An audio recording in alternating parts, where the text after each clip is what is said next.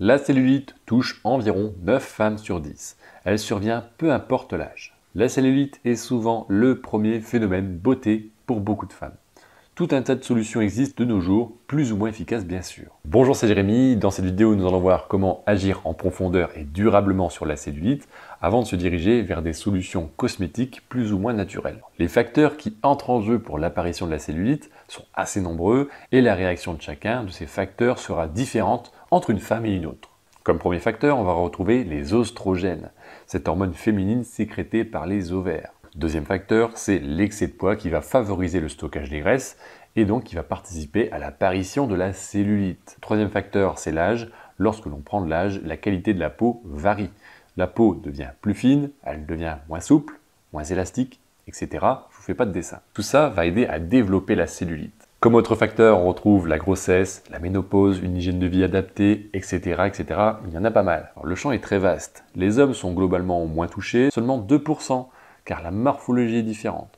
Les hormones qui entrent en jeu est différente également. Le nombre de cellules graisseuses et leur taille varient également. Si vous ne le saviez pas, il y a plusieurs formes de cellulite. Il y en a 3. Même s'il y a une base commune, il est possible d'avoir certaines actions spécifiques par rapport au type de cellulite. Premièrement, il y a la cellulite adipeuse.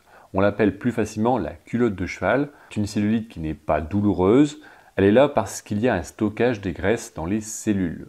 On verra tout de suite après pourquoi et comment agir. Deuxième type, c'est la cellulite aqueuse. C'est un stockage d'eau sous la peau, pour simplifier le tableau, qui est dû à une mauvaise circulation et à une forme de rétention d'eau. Troisième type, c'est une cellulite fibreuse. Celle-là est plutôt rare. Elle est différente des autres car elle est visible, car elle est dure au toucher. Elle est plutôt douloureuse lorsqu'on va la pincer et sa couleur est plutôt mauve. Maintenant, faites votre choix par rapport à ces 3 formes de cellulite. Comment travailler sur la cellulite?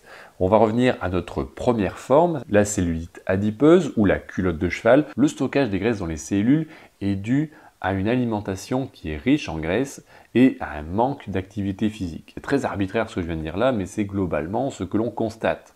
Ce type de cellulite est également lié à un excès de poids, donc surpoids ou obésité. Un travail pour perdre du poids est donc quelque chose qui a du sens lorsque l'on a ce type de cellulite. Pour la deuxième forme de cellulite, celle aqueuse, on va également regarder l'excès de poids. Il y a la deuxième forme de cellulite, la cellulite aqueuse. On va également regarder s'il y a de l'excès de poids, l'alimentation et l'activité physique. La situation pourra se développer plus facilement si vous êtes trop inactive. Mais plus spécifiquement, on fera également attention à la quantité de sel qui est consommée. Le sel qui a un rôle dans la rétention de l'eau. Troisième forme de cellulite, la fibreuse, donc de couleur mauve et plutôt rigide au toucher. On va reprendre exactement les mêmes principes de base, donc l'alimentation, activité physique, et on portera également une attention particulière à la quantité de sucre industriel consommé. La cellulite se résout également par un bon drainage du corps. Il ne faut pas oublier que nous sommes tous pareils, que l'on soit une femme ou un homme. C'est-à-dire que nous avons tous besoin des mêmes choses, entre autres des vitamines et des minéraux. Explication, un apport suffisant en minéraux aide à maintenir l'équilibre général de l'organisme. Pour cela, on retrouve encore une fois une alimentation adaptée aux besoins du corps. Le drainage ne fera pas de miracle avec un excès de poids malheureusement.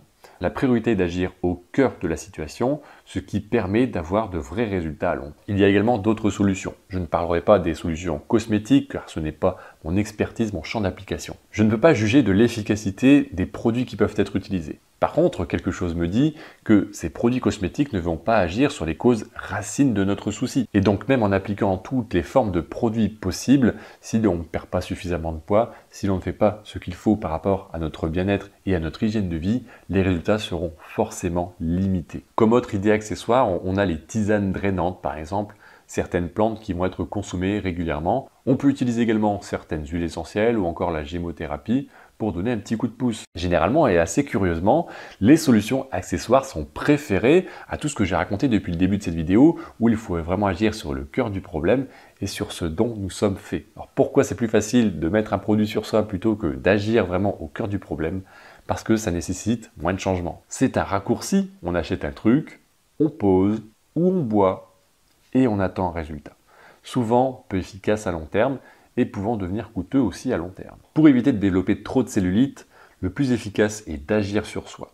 Je n'ai rien contre mettre des crèmes, attention, ou boire des tisanes ou faire quoi que ce soit d'autre. Mais le plus important, et pour avoir le meilleur résultat possible, c'est d'agir de l'intérieur directement. Et ça sur des choses concrètes, sur ce que l'on va manger et sur ce que l'on va faire au quotidien. Et pour ça, si vous ne savez pas par où commencer, pour vous aider à trouver votre équilibre, regardez en dessous de cette vidéo, vous avez la solution qui va vous permettre d'équilibrer tout ça.